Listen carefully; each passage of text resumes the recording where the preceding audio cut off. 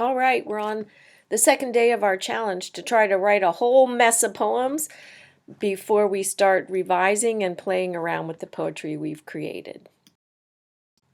We're going to continue with found poetry today. So found poetry part 2 is a form of poetry called blackout poetry. For this, you're going to need a full page of text.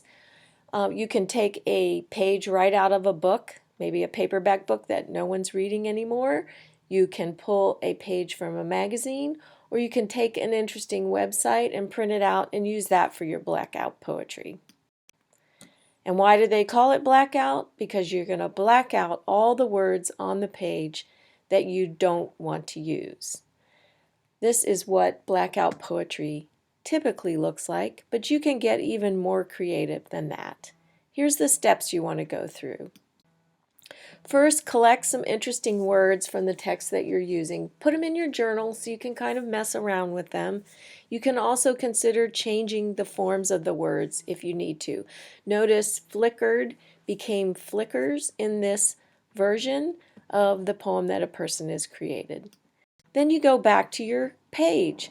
Box in the words that you have decided on. You can also create some art to make it more interesting. This person has added a flashlight, some stars, a starburst. Then you do the blacking out. You need a black marker, obviously, to black out all the parts of the text that you don't want to appear in your poem and to work around the art. Now you have a piece of art that's suitable for framing. You can also hang your poem in the traditional manner with the art so that the reading of it might be easier for your audience. Here's a couple more places you can check out blackout poetry for some ideas. You can just Google it. It's out there. Have fun. See you later.